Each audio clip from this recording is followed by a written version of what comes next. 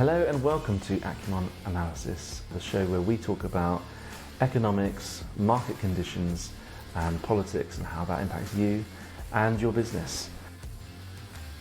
Welcome to this episode of Acumen Analysis, and today we're going to be discussing the budget that is literally within a couple of days and the rumours around the budget, because there's been quite a few, hasn't there? There has indeed. This has been 12 months in the making. So ever since the setting of the scene of the last budget, there have been rumours around what is going to happen, and the big reveal is about to occur in a few days' time. And, you know, we have conversations with business owners, business leaders, CFOs, FDs, and just individuals who might even just have a sole trade business, for example. What's the sentiment of the population right now? Is there excitement? Is there fear? Are people running to the hills or running to Dubai? Well, probably all of the above. I've never seen anything like it. The client base that I deal with, they tend to be business owners. They tend to have had a little bit more wealth. They tend not to have seen the benefit side in their sort of years to date. But what I would say, the sentiment's fairly clear. They are worried. There is a degree of fear. Why? Well, there are so many rumours that are all negative. They can't all be true, but there's very little positive news going around for them. And, you know, you see large, wealthy people. Let's not use the word large. That's a bit unfair on people. And wealthy people. Yeah, they're not all large. They might be, but that's not the point.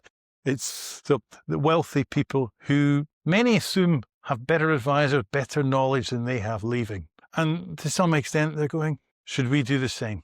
That doesn't mean they will. It doesn't mean it's the right thing for them. But you can't help but think it. The press has not been very generous to, Rachel Reeves, maybe with some merit, but they've not been generous. And as a consequence, this is a big budget. I think it's a really hard budget. I'd rather she was giving it than me. This is one that I don't think anyone's going to do this right. There is no rabbit to pull out the hat. I think she's under a lot of pressure right now to actually sort of perform some sort of miracle, because obviously the Labour government came in saying there's a big black hole. It appears that the black hole's got bigger, and now there's lots of rumours coming out. And let's face it, rumours always come out essentially to get what does the public think of these ideas, kind of feedback, I suppose. And it all looks like it's pointing in one direction, more tax, essentially. Yes, I think that's right. I mean, the black hole, which was the Tory party's fault, so 20 billion or 22 billion pound black hole was allegedly the Tory fault. So the rumours have swelled it up to over 50 billion now. Now, it's probably going back down again, then back up. It's always hard to know exactly what the government heading for.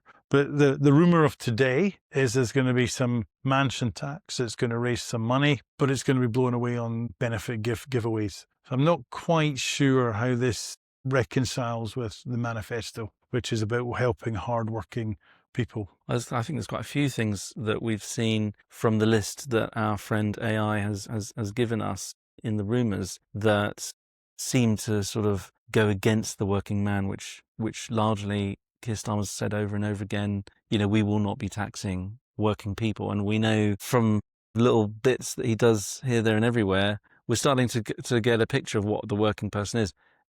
Farmers isn't one of them, apparently. People who, own shares in a business, I don't think are one of them. And it looks like, well, if the rumours are true, people who are salaried and sole traders aren't working people either. So I'm struggling to know who working people are now, but... Yeah, I think it's a difficult one. I think that we've elected a Labour Party, a left-of-centre party with a big majority. So that's got to stand for something. And therefore we have to accept that there is going to be a greater use of benefits than maybe if we elected a right-wing party. However, the scale of this is it's a big shift. And the question mark is whether the country's ready for it. Let's get into it. So point one that AI has helpfully given us is on income tax thresholds. And the rumour at the moment is that they're going to stay put. And this speaks to something that we talk a lot about as a duo, not so much on the podcast, but just when we're out for lunch and things, fiscal drag. And it's something that we should probably break down for people who don't understand it. But it's essentially you being taxed more because your money's worth less, as in your pound today is worth more than in the future. And you might get a pay rise of 10%, which might be in line with inflation, for example, and then you get pushed into a higher tax bracket,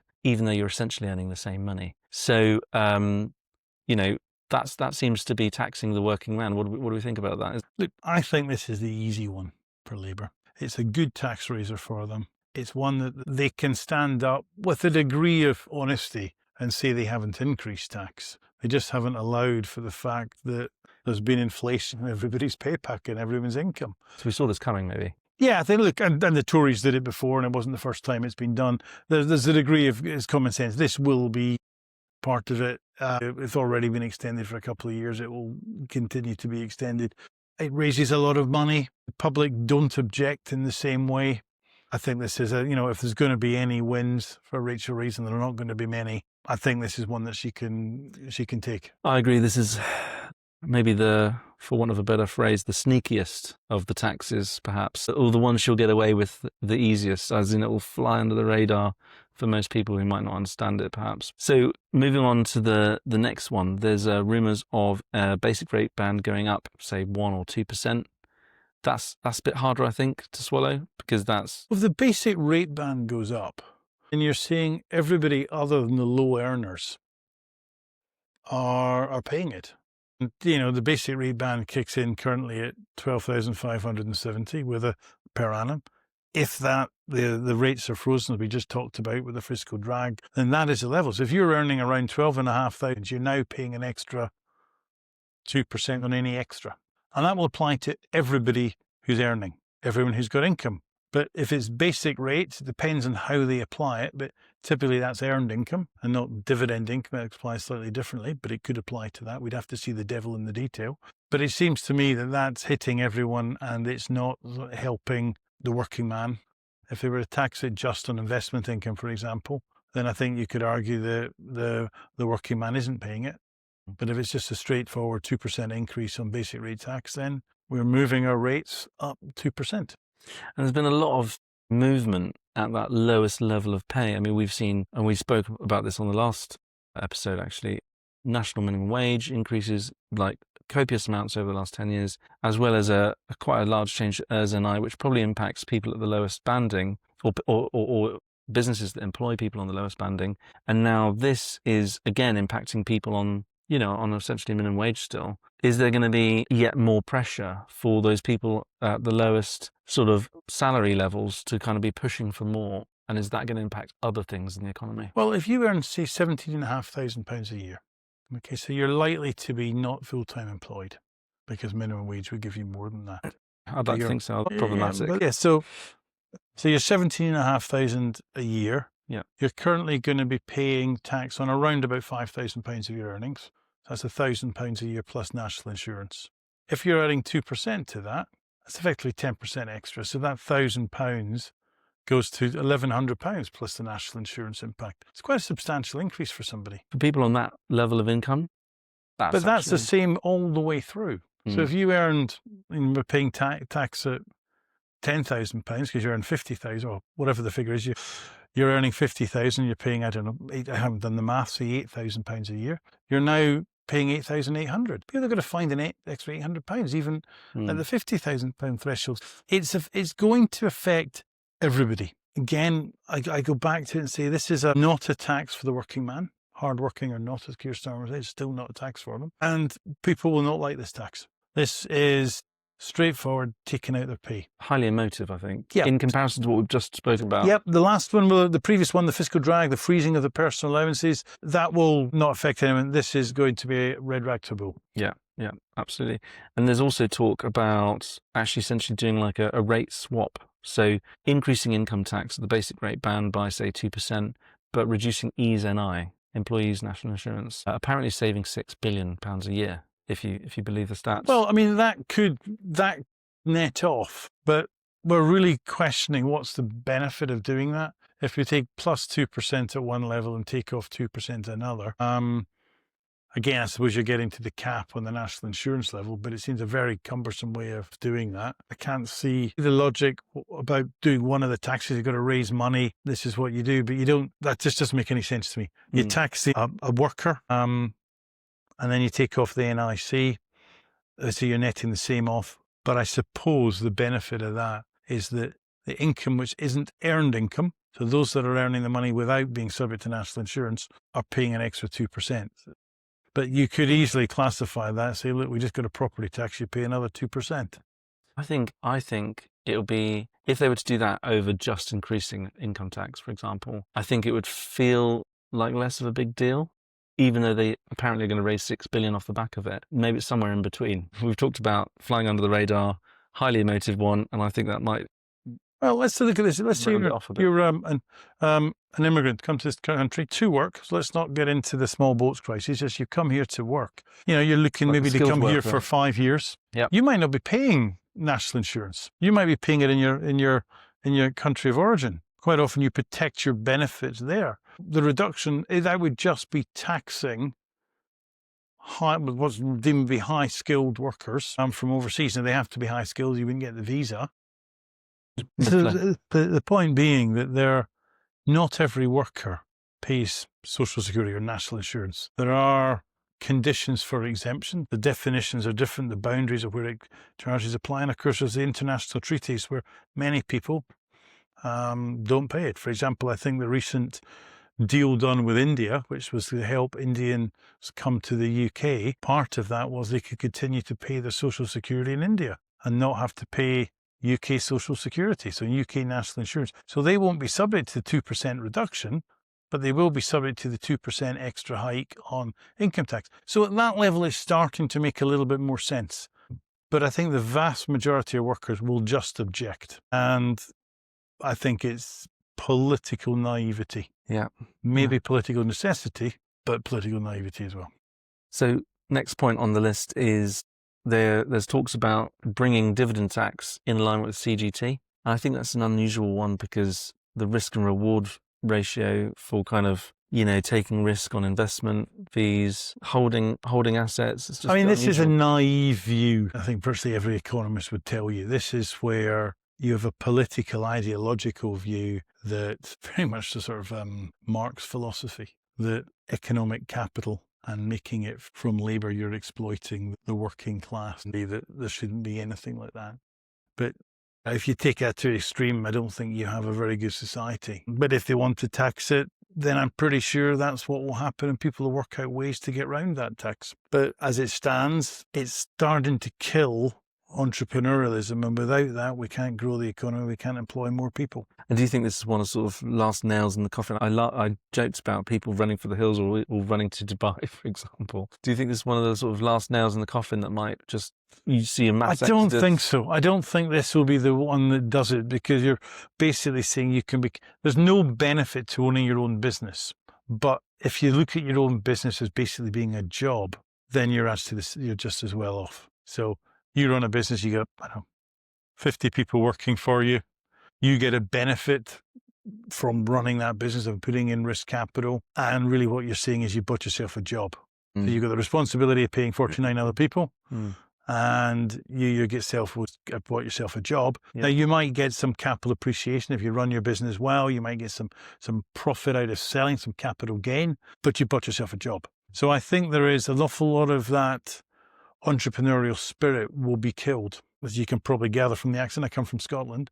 When the Scottish Parliament... No, you don't. I do. Proud Scotsman. And when the Scottish Parliament came in, you saw a huge shift. One of the first mega millionaires was Carnegie, a Scotsman, full of entrepreneurial spirit. And when the Scottish Parliament came in, a lot of my connections, not all my connections, are getting some sort of money out of the state. And I don't mean benefits. It could be lawyers getting contracts from some public sector authority, a school, a hospital, the government, whatever.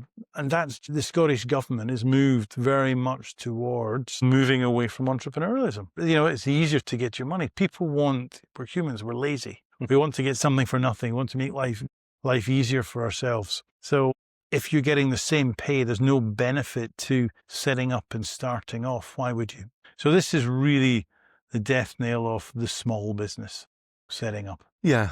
And I think, if you take a snapshot of the UK and how many small businesses we have, and as an economy, what proportion of it is made up of these small businesses, I think there's quite a large amount. I've heard economists say that, the UK is made up of essentially small Well, business. we were known to be a nation of greengrocers, was that not right? And greengrocers in those days were not large businesses like Tesco's. So I think we've got to accept that if this is coming through, we're going down very much the French model of large businesses. Yep. I think with the way we've seen large businesses and the way they treat some of small businesses, not necessarily to be deliberately nasty, but just because they are that much bigger and they can demand lower prices, for example, from farmers or whatever it is. Is it a good thing? Is it a bad thing? I'm not sure. Well, they have different agenda. They have different masters. So if you're the boss of 50 people, you probably know all 50. And if we're looking at getting towards Christmas, so you look at a Christmas party, 49 people could give you a hard time. But if you're a big business owned by pension schemes, floated in the stock market across the world businesses, then actually no one's going to, those 49 people are not going to moan at their boss because there's powers that be way above it. So you end up with different agendas. And I don't think it helps the individual local worker. Yeah. Now, there's a certain amount of security about working in a bigger firm. The worries about profitability and cash flow and all that will disappear, which the small businesses will always have. But, beyond that, I think you've got some decision-making factors that can affect you that you're not aware of, not control of, and actually, quite frankly, have no ability to predict. So you're beholden to a third-party unknown. While in an owner-managed business with smaller number of global employees or just local workers, you probably can read the writing on the wall if things go wrong. You can read when there's a promotion opportunity much easier, which allows you to plan your career better. But the big global business is the strategic decisions that you're not aware of. So I think this is not one that actually helps the working person in the private sector. I think in the public sector, probably doesn't matter so much. Probably a more emotive one is the rumour that there'll be national insurance on rental income. I think landlords have been hit quite hard over the last few years. Borrowing costs have been really putting some of our property clients under pressure. If you think of a property yields, say 6%, now that's a reasonable residential property. Commercial property is obviously for any fees we're talking. Yeah. This is just what the yield being the calculated amount of rent you get compared to the market value of that property. So 6% is healthy. Not over the top, certainly not on the low side, if anything slightly above average. But you think about even people have mortgaged 80% of that goes to mortgage payments at the top end. That leaves you with 20% of 6, which is 1.2%. You've got to probably pay round about 0.5% to 0.75% to your estate agents, and you've got insurance on top. So let's call that 0.75%. You're left with 0.45% off your property before you pay tax. Noting, of course, the tax is going to be based. You don't get full relief if you're a higher rate taxpayer on the mortgage interest that you've paid. So you are probably in the negatives without doing the maths already. And now you want to take national insurance. I presume it'll have to be based on the rent. I think this is not just the death knell of it. I think this will be a very quick destruction of the rental market, the private sector rental market. When we say destruction, are we talking about there just being no landlords willing to hold property, or are we talking about rental prices going through the roof, or both? Well, how will people react, I think, is the question. But I think you'll see a massive exodus. There's a difference between people not making money on an investment property that they've got and losing money. Every month it's costing them. So I think you'll see the market flooded. That will depress prices. At some point that will allow people to enter. Those that don't want to sell will have to hike the prices unless you're unmortgaged, in which case you can wear this a bit longer. But if you ever want to get a mortgage, you've got to revert it back to market prices and make sure you're making profits. So you're going to end up with a situation where people don't sell, and most people, you can't sell property quickly. They'll have mortgages. They've got what's called ERCs, early redemption penalties. So if they sell within a certain period, they have to pay a penalty to the mortgage company. So they'll look at that analysis and decide whether they should sell early or wait and cover the monthly loss that they're making. But you're going to start seeing people not being able to remortgage their properties. Because if you're making a cash loss every month, why would the bank want to lend to you? They'd have to look at whether you've got enough other income. So I think this is a terrible policy. I mean, the buy-to-let landlords have been bashed enough. I mean, it's also not just even from the tax perspective, but from a landlord rights perspective. It's getting harder to do anything about non-payment of rent. It's getting harder to, left, right, and centre. I feel like landlords are just getting it in the neck almost. It was good, easy, lazy money for some, and I'm sorry to use that language, but the tax legislation differentiates businesses into two types. One is the trading business, things that make things, do things, are active, and the other one is those that, they're passive businesses. They put their feet up and collect rent, for want of a better word. Or sit on assets. Sit on assets. They're investment type businesses. The tax man favours the former, the trading business, and doesn't like the latter. And for many years, there's been reliefs that apply to trading businesses. What's happened is, rather than saying you, as a buy-to-let landlord, an investment-based business, you didn't get the reliefs, what they've actually said, now you'll actively pay more tax. So you've got one thing, wear and tear allowance has gone. Mortgage interest relief is restricted. There's ATED tax on properties going into companies and other structures. There's all sorts of things going on. And national insurance on rent, I think, will just kill it. And of course, I think it's really hard to administer. So I'm not sure this will happen. Also, I mean, this is a fairness point. I mean, we've always had different tax rates for companies vs individuals, but this is really only going to hit people who hold property in their own name. That would be that's probably true. Based on the rumours. So again, the individual who's inherited a property, he's only got one property, somebody who's saved up, worked hard as they've managed to get one, they're going to suffer it. Those with portfolios quite often have incorporated their property into a company, and therefore this is not going to hit them if it applies in the way we expect national insurance to apply. Next point is capital gains tax, and there's talks of that going up generally. There's talks of classic cars and wine falling off the exemption for CGT list. I don't know why wine and classic cars was ever CGT exempt, to be honest.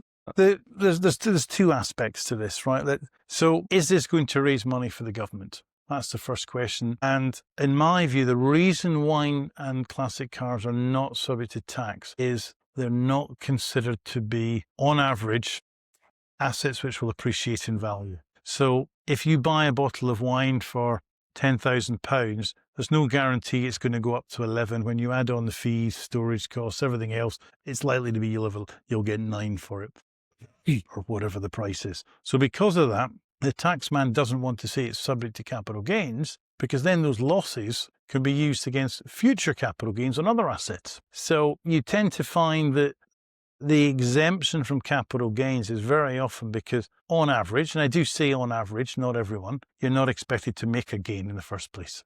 So really, it's a tax raising power by not giving you relief. So I don't think they're going to say that this is going to go subject to tax. Wine, I don't think anything has changed in the last 30 years that makes me say wine is now suddenly an appreciating asset. And classic cars, if anything, they were classic 30 years ago. The chances are they're very classic now. I don't think they're going to in numbers that would make you think this is a good business model to buy these things, with a few exceptions. Irrespective of where we think it should be exempt or not, on both of these assets, I think it's one of these things, one of these policies of the ones we're speaking about that has probably very little impact. I mean, what is the average sales of classic cars and wine that people make as an individual? I think this is where the rumours are just go out of control. This is very much, those that have got wines and classic cars are probably not your typical label voter. So you can see how a rumour would get a little bit of fuel and heat behind it, but I just don't think this is going to happen. As to capital gains rates generally, when the rumour is that they're going to rise and possibly in line up to where income tax rates are, again, that hits speculation, and they might be better tightening up the definitions around when you can call something income versus capital. Again, the basis for that is if you have an asset which you sell, is that part of your business stock in trade that you're selling? All those widgets that you sell, you've manufactured. Well, you're selling widgets, but they're not capital gains. That's your profit. Or is that part of a capital appreciation and gain that you sold?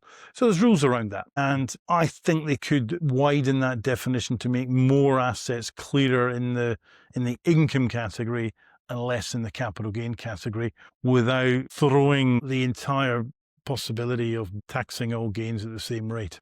If we end up with a tax regime which says whatever you get of income, however you get it, you're taxed as if you're an employee, and whatever you speculate in, you get taxed as if you're an employee, then the reality is most people are going to be employees, if not everyone's an employee.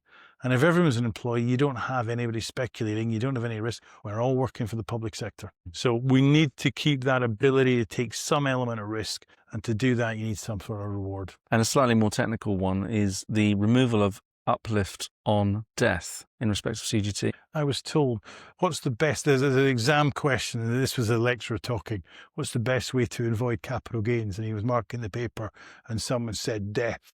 And he said, that is right, but you can't get a mark for recommending somebody dies. So that was the sort of the typical accountant joke. But so you've got this concept where on death, your assets are all revalued to market value.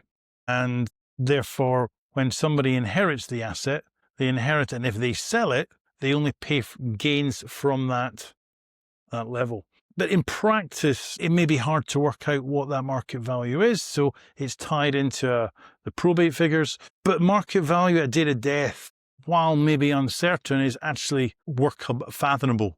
It can be identified and ascertained. But if you say it depends on somebody when somebody bought it, let's look through a scenario where we've got 3 or 4 people dying every 10 years. So you've got 50 years down the journey, and we have to work out when that original person bought it.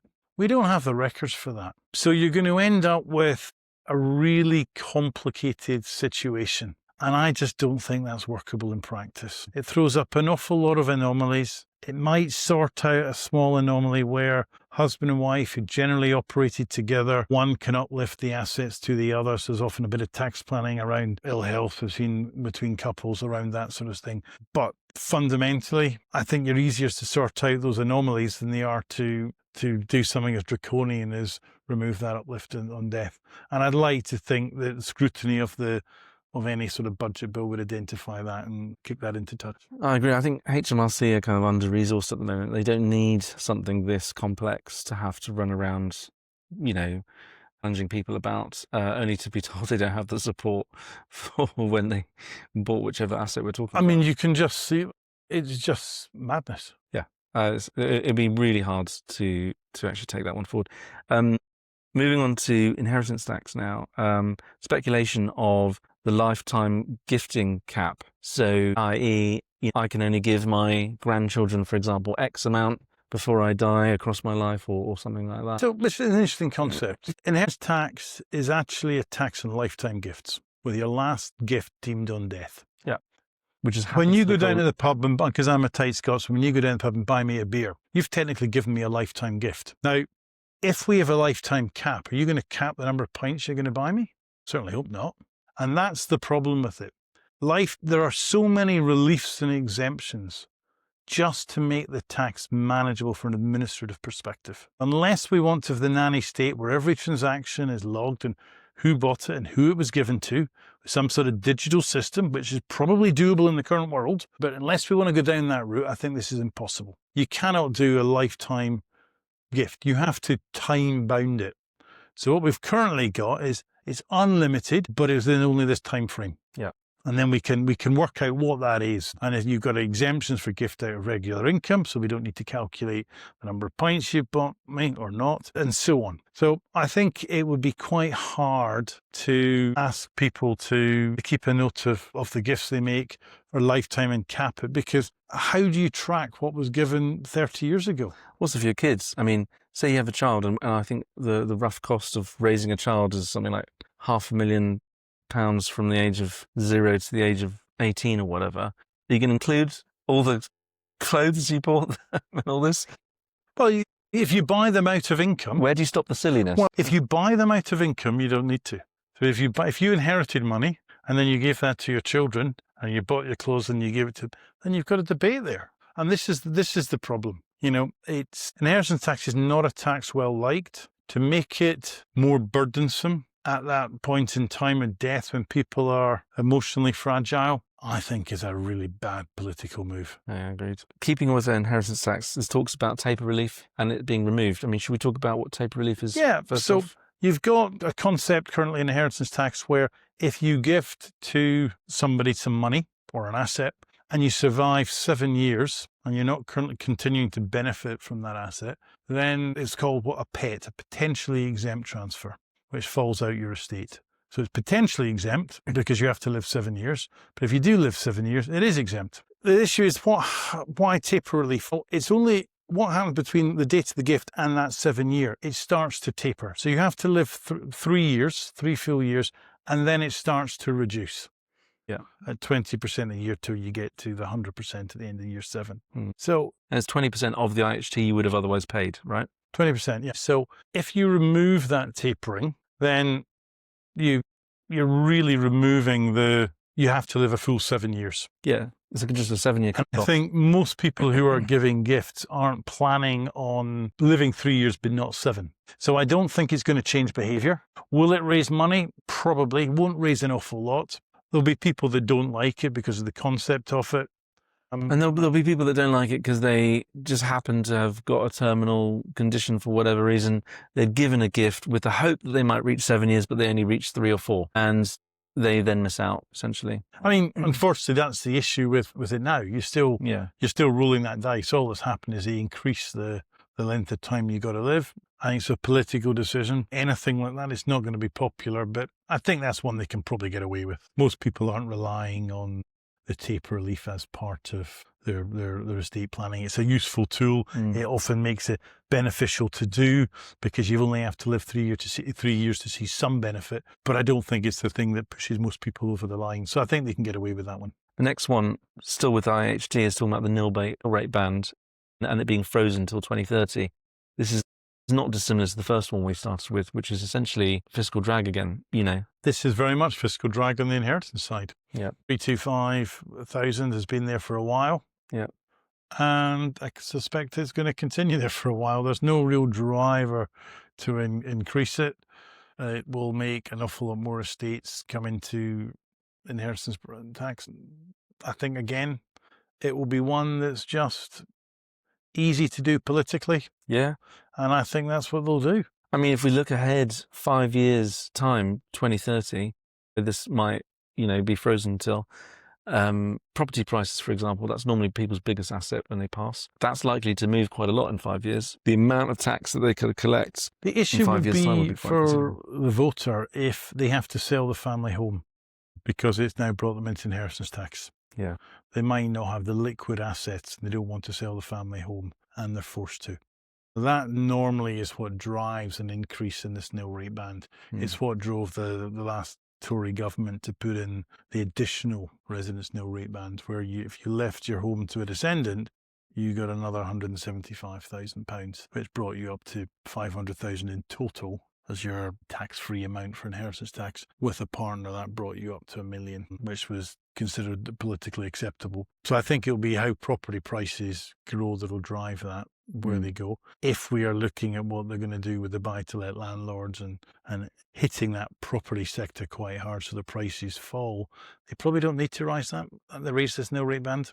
They can probably let that run. I think this is politically, it's not suicide for them. I think you're right. I mean, anything that's fiscal drag is a sneaky tax. We've already said that. Well, at least that's the word I wanted to use. Maybe that was the word you used, yes. But it is one of those ones you can get away with it. I think as a government, so not a bad one for them to go for when they've got such a black hole to fill. Moving on then to one we've already touched on, which was mansion tax. We've talked. I think I must have heard at least 2 different thresholds. One was 2 million, one was 800k. I didn't think 800k would get you a mansion these days, but I think I've heard we're looking at 1.5. That's what the analysis I've heard. Right. But I think they're going to do it with a number of properties, another 100 or 300,000. I've heard different numbers, and it's looking at, say, a sum of £4,000. So if you've got 100,000 people paying £4,000, I mean, we've got a £50 billion deficit. It's a drop in the ocean. Yeah. So you're going to create all this angst for not enough money. It's like you're pissing people off for this little fraction. And yes, it's a very similar method to ATED. For those that don't know what ATED is, annual tax on enveloped dwellings. To put it short, when you own a property in a company, which was a bit of tax planning for example, the oligarchs in the past to avoid various taxes. That's now decided to be a tax specifically on that. And the highest end, the £20 million property, you're paying over £200,000 a year for the privilege of having that property owned in a company. Ouch, is all I can say. So, £4,000, doesn't sound like the biggest scheme on it for £100,000, 100,000 people. But it's £4,000 enough to pay. How does it come? I suspect they can probably pay for it. So I think it's not a very good tax, because you've got to revalue all the properties. You've got to, maybe need to be done anyway, but you can't have some properties revalued and others not. So you're starting on a journey. Yes, you may value the more expensive ones first, but you're going to have to start then valuing the marginal ones, because some of them will get into that property threshold. But I think there's a couple of challenges on the implementation of this. I think also when you're looking at it and you're saying four grand, 100,000 properties, whatever. So we're talking about £400 million. It sounds like a lot of money, but like we've said, in the grand scheme of things, it's not a lot. You're just kind of rubbing people up the wrong way and not even raising that much for it. But not only that, that's just the income level. The implementation level, you've just mentioned the implementation being tricky. The cost of implementing it is going to be considerable. It's not going to be easy. We've never had a mansion tax before. It's not just going to be easy to roll out. They're going to have to get consultants in, probably get some IT development, whatever it is. Well, I heard that it's going to be done through your income tax. You'll self-declare, which is just madness, because the properties that are hardest to value are the ones that, that have the least number of transactions. So, the UK property market works very much like other property market comparables. This house is similar to this other one, with maybe a few changes here and there that I can make adjustments for, whether that's size, whether that's location, whether that's, how, nicely done up it is, etc. You're looking at comparables. So those at the wealthier end of the property spectrum tend to have bespoke houses. So you've created this thing where, how do you value it? You've got the wealthy, presumably if you've got the wealthy property, you're going to be in the wealthy income tax bracket as well, having to self-declare their properties. They'll be paying for advisors to do so because they can afford to, and that's what they'll do, and that will mean it's very hard for HMRC to challenge. And the latest I heard was if it was done by a third party, they wouldn't be challenging it. But it's you're putting an awful lot of onus now on an individual to assess his property, which, much though he probably thinks is very valuable, he could just as easily make an argument, say, no one's going to buy this. I need to sell it quickly, because the mansion tax says what's it worth today, not what's it worth if I had a 6-month period of selling it and marketing it, and I could negotiate the prices, whatever. There'll be a method of doing it. Normally it's market value. If you did mortgages, you'd know that different ways of doing market value. So how do you work out what that market value is? Well, in a subjective master, you're just creating uncertainty. I think this is a disaster waiting to happen. It has been confirmed. Saying that, there have been other taxes confirmed by this government. So it is still a rumour, but probably a stronger rumour than some. But I think it's fraught with challenges. What's interesting to me is not just how much money are we going to raise and how hard is it going to implement and all this other stuff, is it good or bad, but also the other impacts. Someone who's just below the 1.5 million threshold that you've just spoken about, thinking about doing an extension, or was thinking about doing an extension, or maybe a big kitchen refit, is now thinking, well, why would I bother? Because that's going to put me into this next bracket. And I feel like that trickle-down effect to tradesmen and businesses that sell kitchens, or B&Q and Wix and all these, everything has a knock-on effect, doesn't it? I think that's right. I mean, this is a tax, because it's market value based, is going to look at, if you've done the extension, you're going to be paying more tax. Well, the advantage of the current council tax system, and let's be clear, it's a flawed system, but it goes back to 1991. So the impact of your new kitchen investment isn't the same, because prices were less. So you're less likely to hit those thresholds in the same way. I think the mansion tax is coming in. I think it's set to start hitting very few people. So it's not going to be a major political disaster. It's probably hitting more the right side of the political spectrum. So the Tories or the Reform Party. Labour aren't really got a lot to lose with this. The worry for Middle Britain is that it starts at a certain level as a mansion tax, and then the definition of mansion tax is the ordinary man. So if this budget doesn't solve the problems, and I'm sure it'll be portrayed as a budget solving the economic miracle, but if it doesn't turn out to be that, then there will be political pressure to reduce the definition of a mansion tax. I think what's more likely than them dropping the threshold is for just over the next 5-10 years, if we, end up keeping some sort of left-wing government over time, whether that's Labour or whether it ends up being Green Party or whoever, I can imagine the fiscal drag element of that just dragging more and more and more properties in, and it wouldn't be hard for that to happen. So next one is a salary sacrifice cap. So reducing the amount that you can give up in exchange for things like benefits, things like putting more into your pension scheme. This is just noise. This is just absolute pointless. If you were offering somebody a pay rise, they haven't got the pay rise, let's be absolutely clear, and they said, I'd rather put more money into my pension, I'd rather do this. That's not a salary sacrifice. They haven't got the salary increase. This is only for someone who says, I now have a bigger salary, I don't want to have it anymore. Can I exchange it for something else? So the number of people this is going to apply to is minuscule. It literally will only be the existing people on a salary sacrifice. So you might as well just say all we're doing is abolishing salary sacrifice for pension schemes. It's not a big tax earner. It's going to just piss everybody off for very little benefit. I think this is just political noise to try and make it look as if it's really important. And there's not many wins you can make as a salaried staff member. I think, like you said, this is nickeling and diming, isn't it? I mean, when largely your income is so defined in the way it's going to be taxed as a salaried staff member, these tiny little wins that someone could make a bit extra here and a bit extra there. I mean, is this sad? It feels. The question is, how do you work out what salary sacrifice is? Well, you're not allowed to give up your salary. Well, they haven't been given a salary. Well, you can't talk about them and then not give it to them. You have some sort of wider definition, with some sort of foresight of what salary might be. Well, you say, no, we were just talking randomly. We weren't. How do you fix it so that you raise this tax? Yeah. I think it's. And are you allowed to offer them a new job that has just a completely different remuneration package? Yes. So I think this is going to be, the tax advisor's dream, quite frankly, going around and advising, presumably larger employers who can afford the fees, but, on how to reward their employees. This is more rhetoric than substance.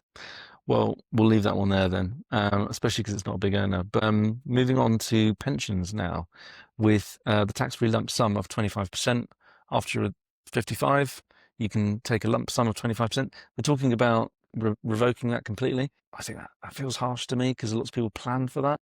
It's hard. So if I'm an IFA, as you know, an independent financial advisor as well as a tax advisor, and I often have to deal with pension technical matters. And the pension legislation is incredibly complex. Successive governments have changed pensions, but they always keep the old pensions there because people have planned for it. Okay, so you can't rip up someone's retirement plan, 35 years into a 40-year plan.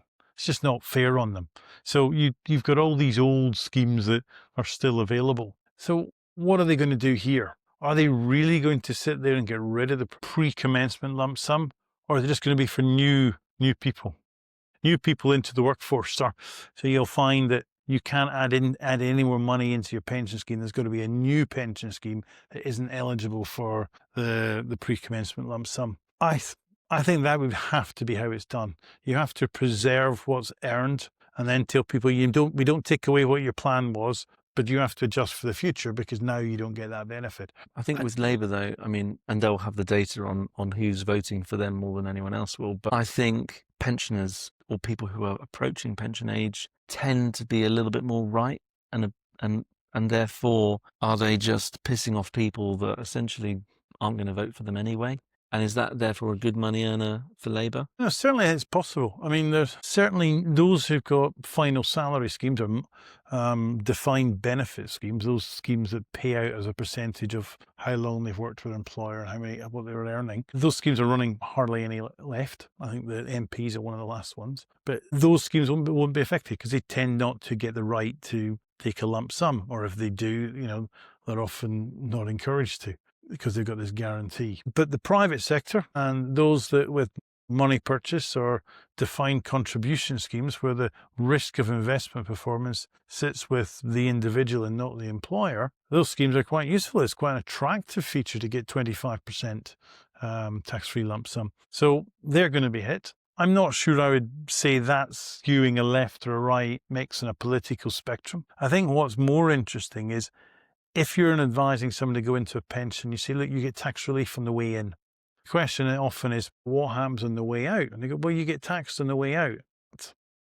Three things relevant. One, you are probably earning less on retirement than you were when you were working. Therefore, you might be in a lower tax bracket. Where you earned at the 40% bracket, you might retire in the 20% tax bracket. Highly probable. Yep. So therefore, you're going to get a tax saving because you get taxed at the rate that your tax you pay when you take it out. Yeah. Not at the rate that you should have had when you took the relief and you put it in. Second point being that it's growing. Your pension is growing tax-free. So they're all the positives. And that's a compounding impact. That's the compounding of it. And then the client says, she said, well, I turned 40, I'm a 40% taxpayer and I expect to be a 40% pension taxpayer. Why should I put into pension? Other than growth, your guess is as good as mine as to whether the stock market will go up. So I've got to ignore that. Why should I invest with you? And then you've got but you get 25% tax-free lump sum when you withdraw it. Your pre-commencement lump sum. So that takes your 40% tax on your pension when you take the money out. 25% of that is tax-free. So now you're going to pay an effective rate of 30%. Plus you get tax-free growth if it grows. If you remove that incentive, the only benefit to a pension is tax-free growth. Hang on. I mean, fair dues on the sort of income tax side of things. I mean, there was a point at which pensions were the holy grail for passing stuff down from an inheritance tax perspective. That's not as good as it was now. But I think that's fair. I think, the government puts in rules around tax legislation and behaviour. And the rest of the world reacts to that and tries to make it suit them. So there was put in place, I think it was around 2006, 2008, where you got this relief on inheritance tax for your pension. And lo and behold, people started using it as an inheritance tax vehicle. But let's be clear, pensions are designed for people's retirement. Perfect pension scheme from the government is when you spend your last pound of your pension scheme the day you die. So that's what pension relief should be giving, retirement planning. If they want to come up with an inheritance tax scheme, then create one. But putting the two together allows people to take advantage of the rules. Pretend it's one thing when really it's another. So I actually don't have a problem with that. The question is, should you then be creating another relief for inheritance tax? I mean, sticking with pensions, there's talking about a sort of flattening of the relief you get for putting into the pension in the first place, bringing it to 25 to 30% relief for sort of everyone, regardless of your tax bracket. So let's say you're a higher rate taxpayer. You want to retire on a higher rate. You want to retire as close as you can to your current earnings, and you don't believe you're going to be able to live on less, right? The general view is people, when they retire, expect to be able to live on what they were, even though they know reality is their cost of living is probably going to be less over time. So if you can put money in and get 30% tax relief, that sounds great. But then to find that you pay 40% when you take it out, that's not good, right? So you've created a disincentive to do a pension scheme. Now, actually, I don't have a problem with that. If the government needs to raise money, pension scheme gives tax relief now. It reduces the tax take now and defers it for some point in the future when they take that money. The government needs money now, so maybe remove the tax relief. It will hit people's retirement, but you've got a generation to work out how to deal with that. And if the governments, successive governments, it won't just be this Labour government, etc., can use that tax money wisely, then maybe that's a good answer. Yeah. They fritter it away, then clearly it'd be better incentivizing pension schemes, pension investments. No, I agree. I mean, often talked about which generation pays when there's the problem. And this is sort of just, COVID was madness. Collecting now, but possibly creating an issue for the future. But Well, COVID was utter madness in that respect. The younger generation, for a culture, the European culture or Western culture where the elder population try and look after the younger generation. So we're not a Oriental culture where it's the other way around, okay? With COVID, we borrowed huge sums of money with the view that it was going to protect the elderly from the risk of COVID. And the generation that pays is the younger generation who've got to be burdened with the debt that's got to be repaid. So I think it's a very unusual policy that Rishi Sunak put in place, one that we've got to live with for generations to come. I mean, that could be its own podcast.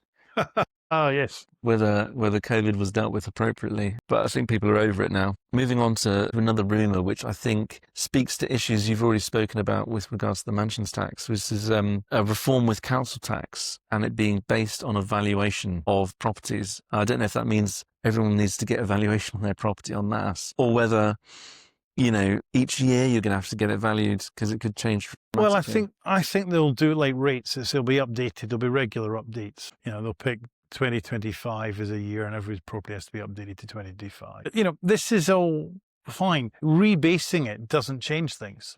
It's only relevant in two scenarios. One, where somebody's property has grown more or less than the average. So they're moving up or down differently to the average person.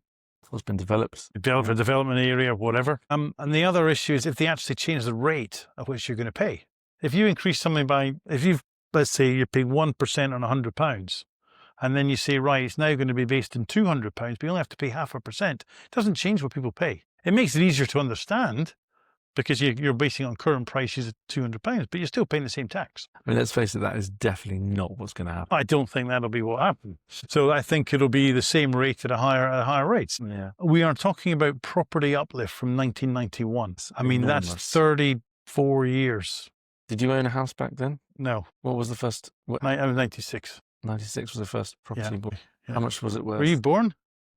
I was born, but in 91. Yeah, so you were just born. In 96, how much was your property worth and how big was it? I bought a one-bed flat in a nice area of Glasgow with a pension that I actually got from my father's death. I bought it for, I think, 78,000. It's a Victorian one-bed flat. Really, two-bed, really. What do we reckon that is now worth? I think it's over 200,000. I don't know, but I think it's over 200,000. Yeah, I mean, you don't live up there, so you probably don't know we should go and find out, shouldn't we, and see what we think might happen to But if that was the right, let's say those numbers are right, and let's say it is 200, not over 200,000. Let's say it's 250 now, yeah? Okay, let's say it's 250. So we're looking at an increase from 70, call it 75, 250. That's 3 times, right? 3% increase. So your council tax. Actually, more like closer to. Yeah, that's going to be higher, yeah.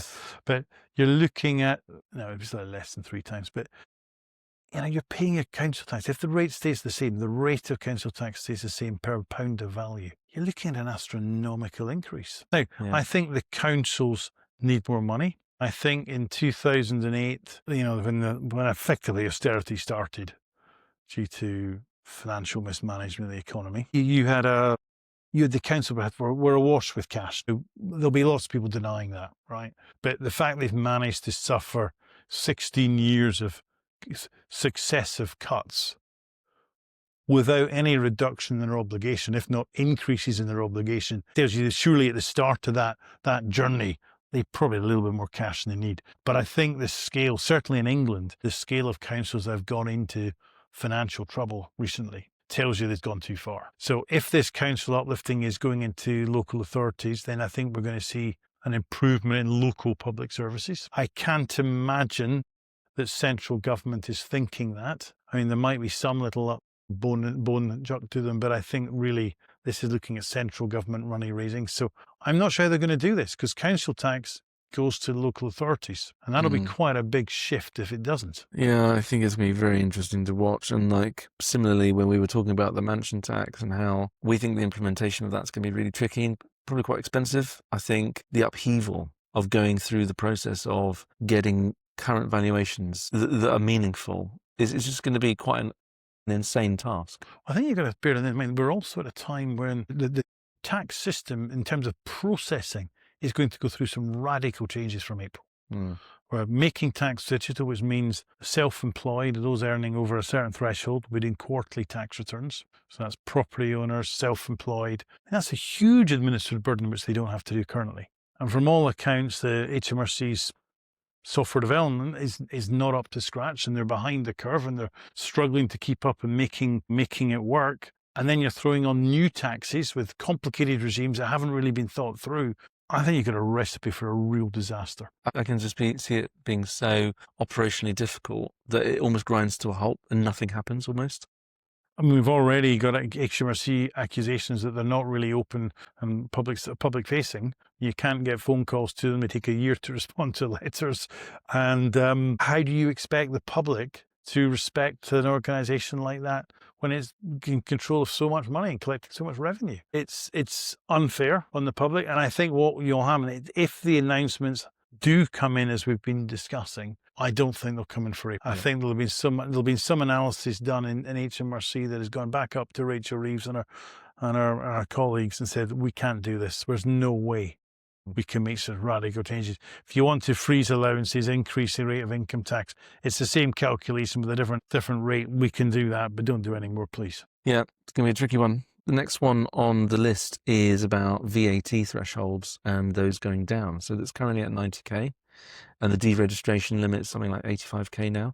There's talks of it going down to 30k, as in being forced to register for VAT as at 30k. I don't know if that'll be the final threshold, or this is still a rumour, obviously. I'm a little bit unsure about this one. I'm not sure it's going to have a massive political backlash. There will definitely be some businesses that are forced to close, okay?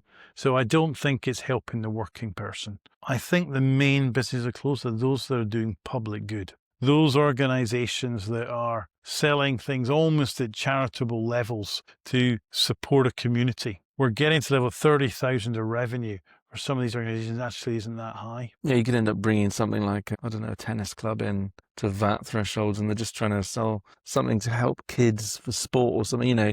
Yeah, it's at that kind of micro level, isn't it, that's kind of impacting society. Yeah, and I think this has got a bit backfiring, but I think politically they'll get away with it. Yeah, I mean, interestingly, I was speaking to my plumber about this specific policy that might change, and he was saying, well, he's VAT registered anyway, so it's not going to impact him. You know, it kind of, he sees it as evening out the playing field a little bit, where he might have a part-time plumber that he's pitching against on some quote, and now because they're having to add VAT on top, where might have not done before, and they might have won the work almost every time that he was pitching against. He's in the running now. So. Well, I'd be telling the part-time plumber that he needs to separate out his charges, so he's acting as a clear agent for the materials and as a principal for the labour, and try and separate out to keep your VAT below the threshold. I mean, there's people that do that, yeah. As long as it's done legitimately and you need to take advice on it. But the more you make people pay tax, the more people seek to try and get out of it and get around it. So long as that's done legitimately, that's okay. Right, moving on. There's talks about changing business rates. I don't know if we've got enough detail to talk about it dramatically, but I think small businesses which are hit by business rates the most are probably already struggling and don't need any more pile on top of them. Well, I think look, it depends how this is done. I don't have a massive problem with paying additional rates for a business. I can get it. But if you're saying it's going to affect the high street, and I had read there was going to be some sort of exemption around the high street, but if you hit the high street, then you're just knocking as an area, a community, the centre of that community, even harder. It's already on its knees. Yeah, you've got to sit there and at some point see common sense. And I think the rates there is relief for certain bits of rates, but with councils struggling economically, they've been less willing to use their discretion on those. And then you get the other side of it, the actual relief for a small business is fairly small, a few thousand a year compared with, what would be all clawed back with the rate increase. I agree with you. If we can keep the high street alive, make sure they're not impacted by that, I think that'd be a big plus. So moving back onto VAT, just because that's the way AI has laid it out for me. Talks about reducing the amount of markets or industries, where zero rated or exempt VAT applies. I'm not sure if we have a list specifically on which sort of sectors. Schedule 8 and 9 services. So goods. Look, this makes sense. So the best way of running an economy is to have a broad tax base and not take a lot from everyone, so people don't feel it. So removing the relief from VAT broadens that tax base. The challenge of it is the social view. So that's the economic argument. The social view says, but it's not fair. I shouldn't pay VAT on tampons, baby food, whatever it is, right? And there is a social argument that says that. So if you want to remove those exemptions and zero rating, that can be done, but it comes at an issue of social justice. And so the Labour Party will have to sit there and explain that to its voters, because it's probably more its voter base that will be affected by that than others. Yeah, I mean, it's just going to increase the cost of goods, and obviously people at the lower end of the pay scale are going to feel that the most. But let's be here. Why are we broadening the rate? Why are we broadening the base? We're broadening the base because they don't want to break an election pledge to increase the rate. So what we've got is the political promise is more important than their political heart, their voters, their political heartland. And I think there's something wrong when that's what happens. There's plenty of opportunity for them to say, we didn't know about this, we were misled, it's not our fault. We've made these promises in the manifesto, we really believed them, but we can't adhere to them. And I think hitting the single mother with baby food and tampons and nappies and that and all those, it just seems to me to be unfair. It feels harsh. Yeah, it feels harsh. Whether it's right or wrong from an economic perspective, I think, yeah, it's hard to justify it to the public. I mean, I think when you look at VAT and school fees, there was a social argument. It wasn't a particularly sensible one when you think it through, because it's going to cost them revenue, it's not going to generate them revenue. But when you actually see it, you can see an argument that says, you know what, this is a luxury, on the base, it's a luxury, therefore we're going to tax it, right? The problem is very often that when they look at how people react to tax, that's where you see the problem. Yeah, and the government didn't sort of see what might come as a result of that. You know, all the private schools have been sort of in the headlines for reclaiming VAT on all the capital costs for many years gone by. There was some private schools that really got on top of things and arranged for parents to bill many years in advance. Well, that's not been permitted, but there's anti-avoidance on that. But yeah, there's some rules against that. But the bottom line is your CapEx. You know, all these private schools that have got their luxuries, they've got luxury gyms, theatres, whatever, new classrooms. They get all that VAT back. So that's just the truth. You've then got the influx of people saying, the marginal person that can't afford it has to go to the state sector. Well, I'd like to think the state sector can afford it. I'm not sure they can. Yeah, that's the problem. And something that's not been talked about enough, actually, in respect of that decision. So sort of not how much money's been made or how much money's not been made, but how many kids are being sent to private school overseas, like Switzerland or... Well, the UK used to export its expertise in education. It had a great reputation, and one hopes that can continue. But from what I can hear, what I've seen, I think that's a jeopardy now. Yeah.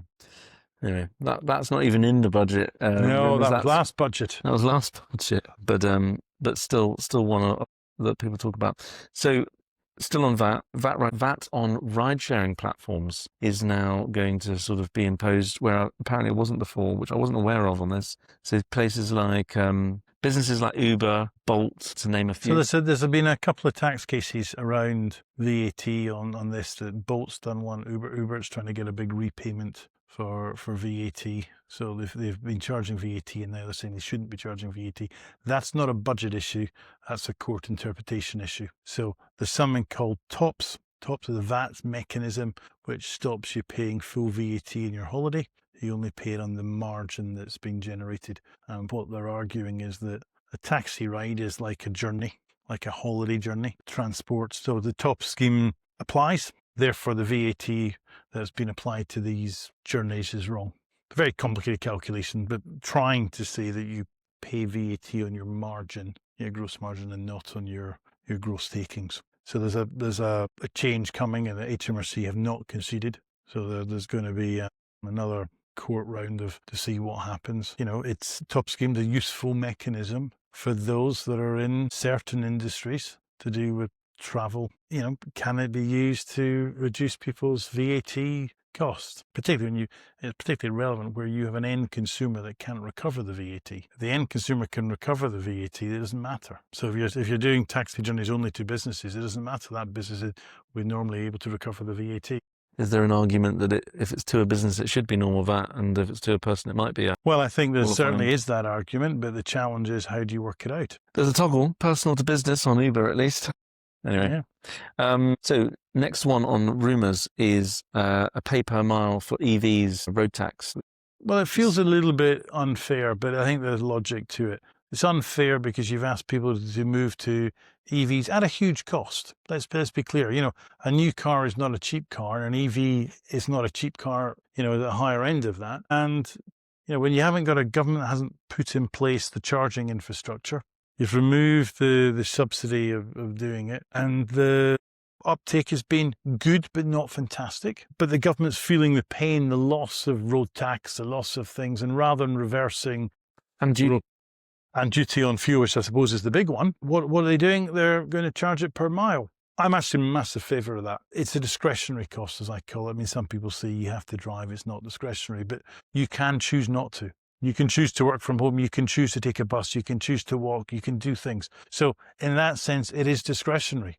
So I think we, as a society, we would be much happier if we didn't feel money was taken from our pay packet and we had the choice to buy things, and buying them or consuming them cost us more. Yeah, I mean, we like to think that you pay, for example, car tax, and that goes towards maintaining roads. I don't think that's how it works. I think it all goes to one big pot, to be honest. But that goes to central government, local government repair the roads, so it definitely doesn't go. But I think the sort of pay per mile concept isn't a bad way of doing it, as long as it's, replacing that. So say we replaced all car tax with a pay per mile road tax instead. I think, for the sort of, say, pensioner who barely goes out and has just like a tiny little, whatever it is, Nissan Micra or something to go to the shops and back, and barely does any miles, I think they should be paying less road tax because of they're only going there or there. The reason I think is applying to the EVs and not the other cars is because EVs are heavy. But that's because of the philosophy that to get my car to do an acceptable amount of range, I have to have a bigger battery. Batteries are heavy. How do you reckon we're going to track how many miles people do? Or there's going to be a self-declaration list? No, so they do it in America. In Houston, where we've got family, they have a sticker on the windscreen. And they've got cameras that can read that sticker and charge you automatically. Fantastic. It's going to need investment. And if the government's going to do that investment, it needs to award a contract to people that are going to firms that are going to pay tax in the UK. But it might also be worth being a little bit more radical. I think we should stop driving on the left-hand side, start driving on the right. It's a radical move, but it means that we will get access to cheaper cars long-term. And on the basis we're not a country that makes cars, but it's keeping more money in this country long-term. I'm not sure when you think about it, it's that big a cost. Turning the signs around the other way, the roundabout, so you go the other direction, you pick it up, flip it over, points that direction. I think there will no doubt be some works, but if you announced it and said 2030, this is going to be the case, I think people can adjust, people can adapt. There's certainly cars that are meant to be more energy efficient, more cheaper that aren't coming into this country because they can't. It's not economically viable to produce a left-hand drive, and they've got to focus on the right-hand drive. Yeah, the amount of cars I see that I'd love to buy, but they're not coming here because of that. Yeah, and if the government said, look, we'll do this change, but we're going to keep the money in the UK, all the money must be declared for UK tax, then I can see an argument that says, you know what, we've just boosted UK economic growth, and we've solved what may at the time have been a sensible idea to drive on the left, but we've lost that battle. Let's just accept it and move on. Yeah. Interesting, but very, very big move to do that. But like you say, for the long term, it could be really beneficial. Moving on to energy levies, possible reduction in energy levies. Yeah, I think energy has been a bit of an emotive topic. So this is an interesting one. This is where the current bill that you get from your electricity company and your energy company, it allows for a certain amount of green generation. So all these electricity and gas companies, they have to do a certain amount of green initiatives. That's costing them. So the cost of that gets spread onto the bills. And that's a regulatory requirement. So if that was removed, then they could pass that saving on to the consumers.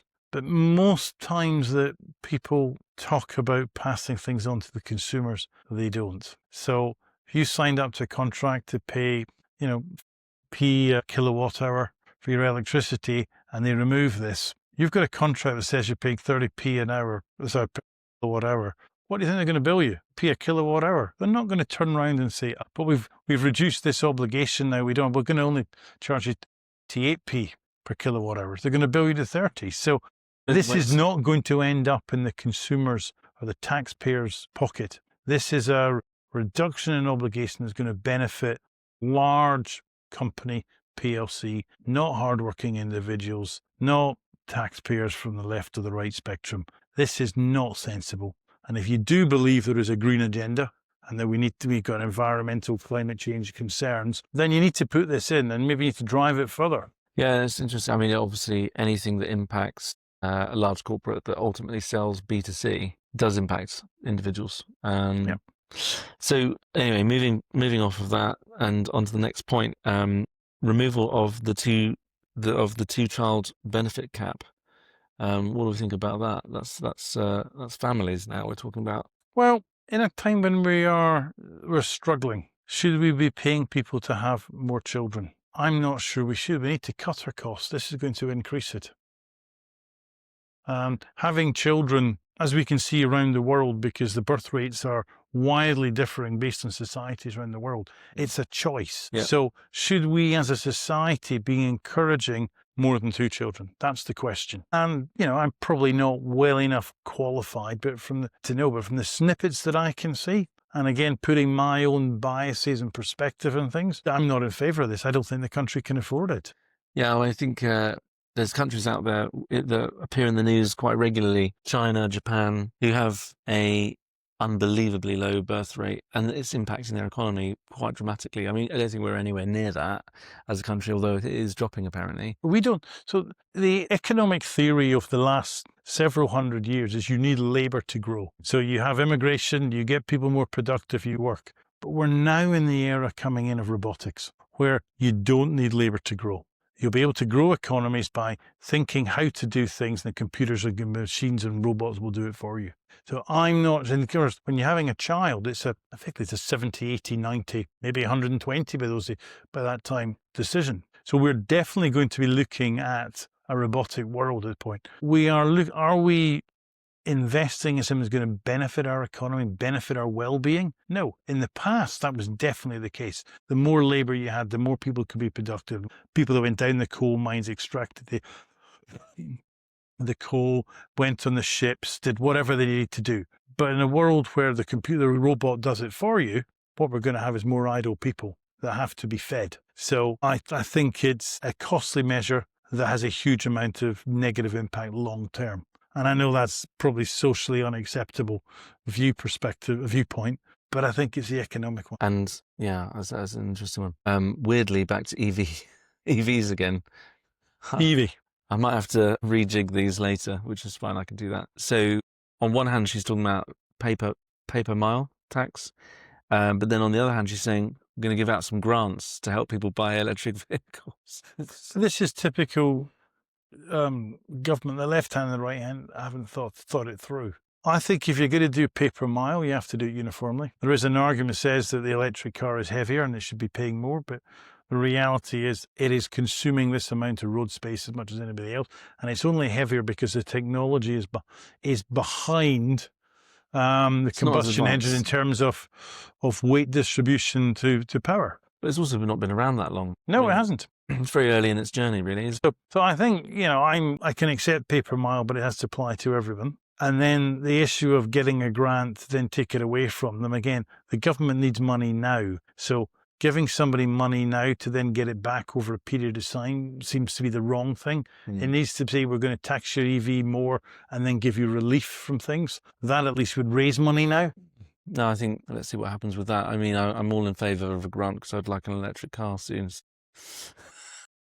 Look, it's a financing decision. So Rachel Reeves has said, I'll give you money in the form of a grant and you pay it back in the form of higher pay per mile payments.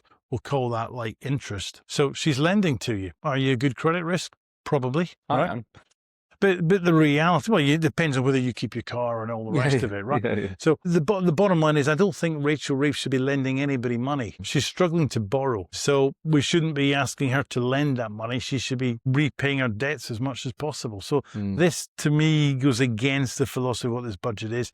It's probably pretty small money in the scheme of things. Okay. Well, next point is ISAs, which is quite a good one with the IFA hat, but there's talks about the amount you could put in on an annual basis going from whatever it is now, 20K, 20,000. down to maybe 12, or maybe even as low as $4,000 per annum.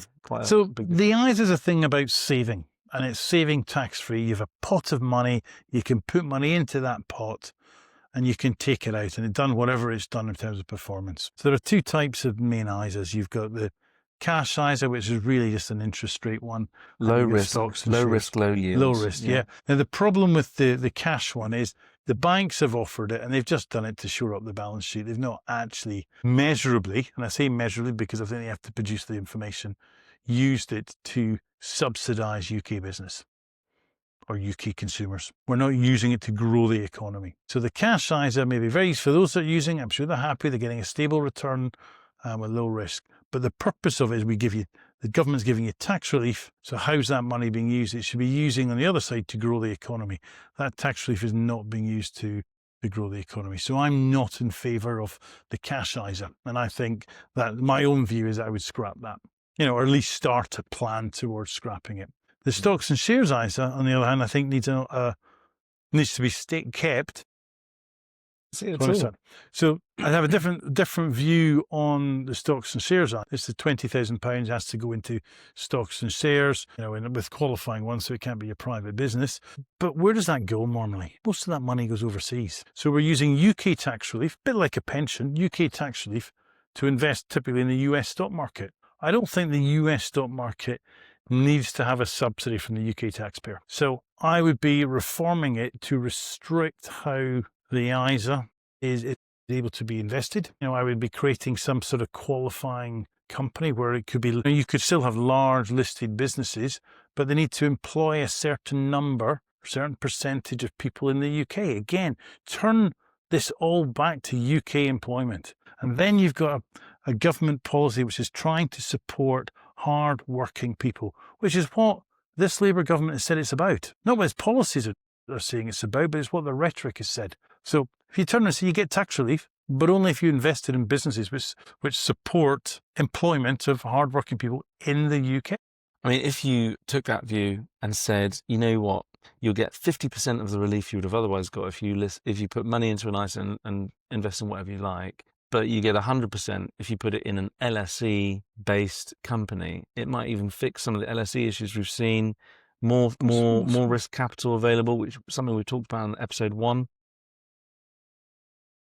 Well, the UK needs to get risk capital, and if its risk capital ends up going into the US stock market, it's not available for the UK. So we've got to find a way of ring fencing that capital. Brilliant. I think that's largely it. Anything that you can think of that's a rumour that we haven't covered? Well, there was talk about changing to entrepreneurship relief. Well, yeah, it's already dropped quite. Well, they've dropped it to $1 million, and the question is, is that? Well, I suppose that's really just advantageous to the Tory capitalists who own businesses. I do have an issue with entrepreneurs relief. It's not called that anymore, there, is it? No, it's called business asset disposal relief, but everyone still calls it entrepreneurs relief because it's easier than business asset disposal relief, or BADR. This is a relief that people can pay 10% on their gains of selling a business for the first £1 million, and then it's on back to the normal capital gains rates. The issue I have is really twofold. If you want to use this is a reward currently designed to reward people for having had a business. Now, if we're trying to raise money, we say, look, you've had those rewards. We now can't afford to continue to give you them. Do you want to sell up? That's fine, but you lose your benefit, right? So I would be doing 3 things. First thing I say is, if you retire and don't sell, so you just wind up your business, you don't get the relief. The business relief only applies if you sell your business as a going concern. As a going concern to a business that has enough employees. So in other words, your business must continue to operate with a certain number of employees. Then you might say it can't shrink by more than 10% from what it currently is, and it must have a minimum of say 6 people. So you're not looking at families. It's got to be outside the family, so you've got a proper business. And then I would say, and the money has to be kept in the UK for 10 years. Now, when everyone says, but you can't police that, you can't manage that, the seller will find a way to make sure that protection is there. By the way, this is our view. If we were politicians, as accountants, we like to do whatever makes sense for us. We have to advise our clients. And our clients, if they can take advantage of the rules legally, then it's our duty to advise them of the risks and rewards of doing so. But you're right, in terms of pure economic boosting and therefore worth giving the relief for, all those things absolutely make sense. You've created jobs, not just for the now, but for the long term. You've created a business that might continue to trade and generate VAT as well as. But if you were a sole trader entrepreneur, just on your own, working as a business, and you knew that to get entrepreneur's relief, to get this 10% tax, you couldn't just wind up your business. So guess what? You can't, in the last few years of your work, just live on loans out your company. So it's not sole trader, let's say it's a company. Can't just take loans out your company and then do a sort of corporate transaction at the end to secure your 10%. You can't do that. You need to sit there and find a buyer. To do a buyer, if you're on your own, nobody's buying anything. So you've got to employ people. You've got to take risks. You've got to grow that business. Now we've got an entrepreneurial person at the helm. That's going to drive the economy forward. So this person who was quite happy with a good salary equivalent on running his own business, now it's not enough. And he's now got an incentive to get other people into jobs, to grow that business, to see it succeed before he retires. It's a great boost to economic growth. Current rules are, that's not what Rachel Reeves' rumour is. The rumour is we're going to abolish it. Completely. It's always up in the risk. I think that would be a shame if they take it away completely, because it's one of those things that, like we've talked about with regards to dividends tax and things, it's one of those things that encourages people to build businesses. But like you say, the rules haven't been tight enough in some ways to actually benefit the UK PLC. No, I think that's right. I mean, if you want to use tax policy to grow your economy, you don't do it by increasing tax. No one got rich through extra tax. You have to sit there and reduce taxes. You have to give incentives for people to work out, how can I do better for myself? So I think you need to change the culture so that people who are successful are applauded. People look up to those who are successful. The children of today go, I want to be like him. He's successful. Rather than he didn't pay enough tax. He's got some people he pays on the minimum wage. Well, there might be good reasons why he pays people on the minimum wage. That could be the market rate for the work that they're doing. It's not necessarily a bad thing. So I think we need to change that perception. Now, one way of doing it is to exempt those that earn a huge capital gain. But you could put some political anti-embarrassment conditions that say you've got to have people that continue to be employed in that business after the sale, and you've got to keep that money invested in the UK.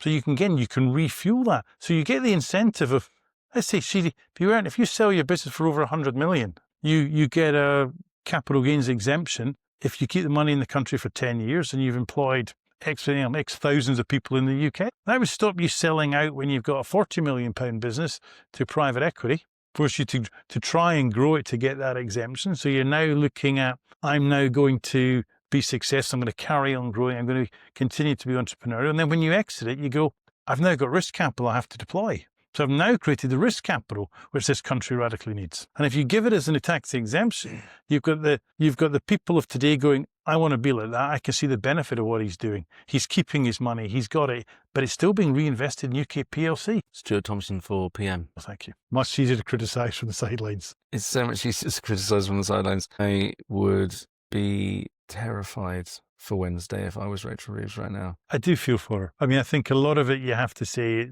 you got to lay it on, it's her own fault. We're going to see more tears. No. But I think she'll be dusting her for CV. Wednesday night, Thursday morning, she'll do really well to say what she's saying in this, with a straight face. This is a budget for a growing Britain, for a recovered Britain, for a rescue. I mean, you don't believe it if it's tax raising. No. But at the scale that she's talking, at the end of the day, this is a government that has not put its own taxpayers first. And that's the sad thing of it. Yeah. And, we're going to find out. We've got immigration getting an awful lot of money. They're not citizens, they're not vote payers. You get the Chagos Islands who aren't. Irish are giving money to Mauritians for an asset that we used to own. There's a lot that's not benefiting this country. And I think it's a shame that we're having to pay extra tax for this. Yeah, absolutely. And I doubt we'll see a lot for that tax. It's just going to go into a money pit. I think that's the interesting point. If you look at Scandinavia, which have got much higher tax rates than us overall, first there's two things to that. One, they actually don't tax the rich as much as us. Their differential in tax rates between the lower and the higher bands are much lower than ours. So we're much more progressive than they are, yet they always talk about the Scandinavian model. But the other thing is people don't care about the tax. I don't think the public will care if they're paying more tax if they felt the government spent it wisely. That's the biggest problem. And I think the problem we have is successive government. This is not to blame the current Labour government. We're going back through decades of politics where the money is much easier to spend it than it is to rein it in. So if you're a democracy, you think, you know what, I need to be elected again. So I'm going to kiss babies, I'm going to open schools and hospitals. You know, I've got to make that difficult decision to cut that benefit for somebody. I know there's not that many people doing it, but I don't want to lose any votes. So I'll defer that decision to next week, next month, next year, next Parliament. And you end up with a situation where you've just got this creaking expenditure, which is inefficient. And you need to have some sort of radical position to assess whether it's effective or not. You can't ask the politician because you're asking them to vote. You're asking them to make a decision to lose some votes. Now, the IMF will do it for you.